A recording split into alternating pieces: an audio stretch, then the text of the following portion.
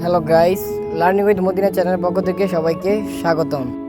প্রতিবারের মতো এবারও তোমাদের মাঝে চলে এসেলাম। তো আজকের পর্বে জীববিজ্ঞান বা বায়োলজির চ্যাপ্টার 2 এর 2টি সৃজনশীল নিয়ে আমরা আলোচনা করব। তো এটা নিয়ে অনেকেই কমেন্ট করেছিল, এই জন্য যারা কমেন্ট করেছে তাদেরকে অসংখ্য ধন্যবাদ। তো আজকের প্রথম সৃজনশীল হচ্ছে, একটি চিত্র দেওয়া আছে এম এবং নিচেরটা এন। এম চিহ্নিত অংশটি হচ্ছে সেন্ট্রিওল এবং এন চিহ্নিত অংশটি হচ্ছে ক্লোরোপ্লাস্ট। তো ক নম্বর প্রশ্ন, প্লাজমালেমা কি? খ নম্বর, প্লাস্টিডকে বর্ণ গঠনকারী অঙ্গ বলা হয় কেন? গ নম্বর, জীবজগতের জন্য এন চিহ্নিত অংশটি গুরুত্বপূর্ণ কেন ব্যাখ্যা করো। ঘ নম্বর, এম চিহ্নিত অংশটির অনুপস্থিতিতে জীবদেহে কী ধরনের সমস্যা দেখা দিবে তা বিশ্লেষণ করো। তো চলো এটার উত্তর শুরু করা যাক। ক নাম্বার, কোষের প্রোটোপ্লাজমের বাইরে দ্বিস্তর বিশিষ্ট যে পর্দা থাকে তাকে প্লাজমালেমা বা কোষ ঝিল্লি বলে। খ নাম্বার, উদ্ভিদের দেহে 3 ধরনের প্লাস্টে থাকে, যার মধ্যে ক্লোরোপ্লাস্টের কারণে গাছের পাতা সবুজ হয়। ক্রোমোপ্লাস্টে থাকে ক্যারোটিন, জেন্থোফিল, ফাইকোএরিথ্রিন ও ফাইকোসায়ানিন বর্ণকণিকা। এই জন্য পাতা, ফুল ও ফল হলুদ, কমলা, লাল বর্ণের হয়। যেহেতু প্লাস্টিডের কারণেই উদ্ভিদের এ ধরনের বর্ণ বিচিত্র দেখা যায়, এজন্যই প্লাস্টিডকে বর্ণ গঠনকারী অঙ্গ বলা হয়। ওকে, নেক্সট। গ নাম্বার, চিত্রের এন চিহ্নিত অঙ্গাণুটি একটি ক্লোরোপ্লাস্ট। উদ্ভিদের সবুজ রঙের প্লাস্টিডই ক্লোরোপ্লাস্ট। এটি উদ্ভিদের পাতা ও অন্যান্য সবুজ অঙ্গে পাওয়া যায়। ক্লোরোপ্লাস্টে ক্লোরোফিল থাকে বলে এদের সবুজ দেখায়। এছাড়া এতে ক্যারোটিনয়েড নামক রঞ্জক পর্দাও থাকে। ক্লোরোপ্লাস্টের গ্রানায় অবস্থিত ক্লোরোফিল সূর্যালোক আবদ্ধ করে রাসায়নিক শক্তিতে রূপান্তরিত করে। এই আবদ্ধ সৌরশক্তি স্টোমাতে অবস্থিত উৎসেচক বায়ু থেকে গৃহীত কার্বন ডাই অক্সাইড ও পানি থেকে সরল শর্করা গ্লুকোজ উৎপন্ন করে। উৎপন্ন গ্লুকোজ উদ্ভিদ দেহের যাবতীয় কর্মকাণ্ড পরিচালনা করে থাকে। এই শর্করা উদ্ভিদ দেহের ফল, বীজ, মূল, কাণ্ড ও পাতা ইত্যাদির মধ্যে জমা থাকে, যা প্রাণীকুল খাদ্য হিসেবে গ্রহণ করে। সুতরাং এন অঙ্গাণু অর্থাৎ ক্লোরোপ্লাস্টের অনুপস্থিতিতে উদ্ভিদ শর্করা জাতীয় খাদ্য তৈরি করতে পারে না বা পারবে না। ফলে উদ্ভিদকুল ধ্বংস হয়ে যাবে এবং প্রাণীকুল না খেয়ে মারা যাবে। আর এজন্যই জীবজগতের জন্য এন চিহ্নিত অঙ্গাণুটি গুরুত্বপূর্ণ। ঠিক আছে, তারপর আমরা ঘ নাম্বারে যাই। তো ঘ নাম্বার শুরু করার আগে একটু বলে নেই, আজকে ভিডিওটা একটু বড় হবে, 7-8 মিনিট হতে পারে। এজন্য ধৈর্য সহকারে ভালোভাবে একটু শুনলেই খুব সহজেই অধ্যয়ন করা যাবে। তো ঘ নাম্বার, চিত্রের এন চিহ্নিত অংশটি হলো সেন্ট্রিওল। এটি প্রাণী কোষে বিদ্যমান। কোষের নিউক্লিয়াসের কাছে 2টি ফাঁপা নলাকার বা দণ্ডাকার অঙ্গাণুই হলো সেন্ট্রিওল। সেন্ট্রিওলের স্বচ্ছ দানাবিহীন সাইটোপ্লাজম দ্বারা আবৃত এলাকাকে সেন্ট্রোজম বলে।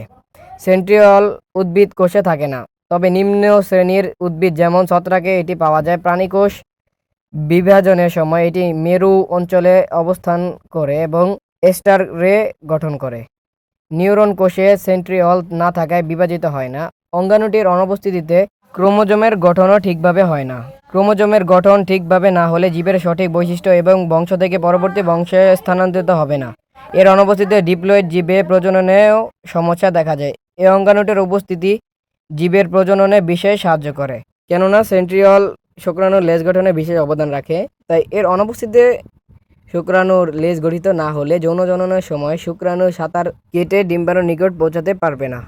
এতে শুক্রাণু ও ডিম্বাণুর মিলন ঘটবে না, ফলে জাইগোট তৈরি হবে না। এতে জীব তার বংশ বিস্তার করতে পারবে না। সুতরাং একথা নিশ্চিত করে বলা যায় যে প্রাণী কোষে সেন্ট্রিওল অবস্থান করে কোষ বিভাজনকে সরাসরি উদ্দীপ্ত করে এবং প্রজননেও সাহায্য করে। তাই সেন্ট্রিওল জীবকোষের জন্য খুবই গুরুত্বপূর্ণ।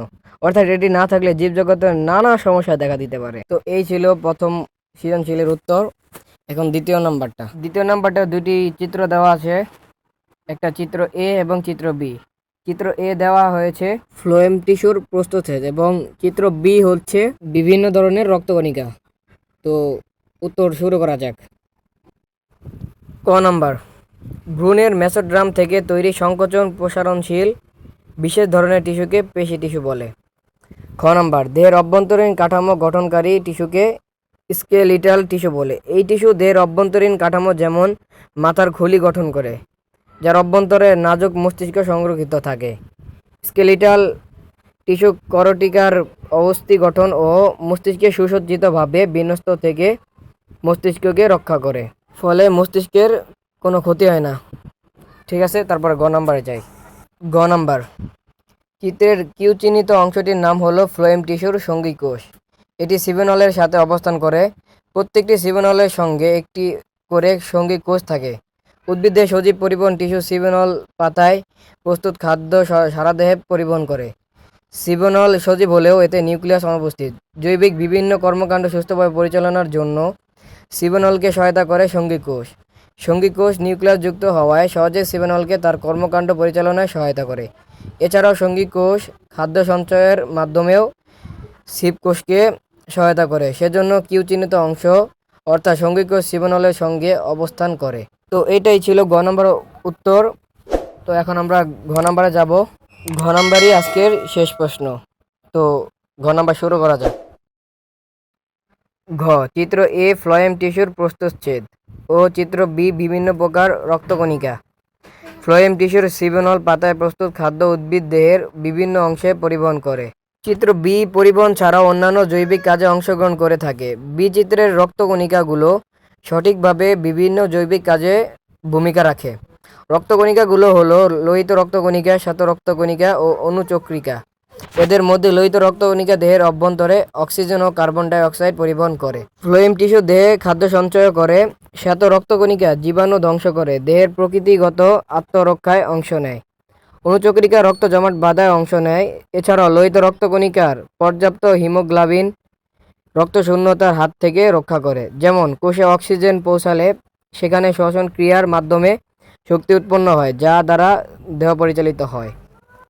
উপরোক্ত আলোচনা থেকে বলা যায় যে এ ও বি এর মধ্যে চিত্র বি বিভিন্ন ধরনের রক্তকণিকা, খাদ্য, সার এবং অক্সিজেন ও কার্বন ডাই অক্সাইড গ্যাস দেহের বিভিন্ন স্থানে পরিবহন ছাড়াও অন্যান্য জৈবিক কাজে গুরুত্বপূর্ণ ভূমিকা পালন করে।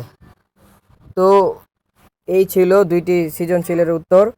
আজকে এ পর্যন্তই। তো ভালো থাকবেন, সুস্থ থাকবেন, সকলের শুভকামনা করে আজকে এখানেই শেষ করছি। পরবর্তী ভিডিও পাওয়ার জন্য অবশ্যই চ্যানেলটি সাবস্ক্রাইব করে বেল আইকনে ক্লিক করে রাখবেন। ধন্যবাদ।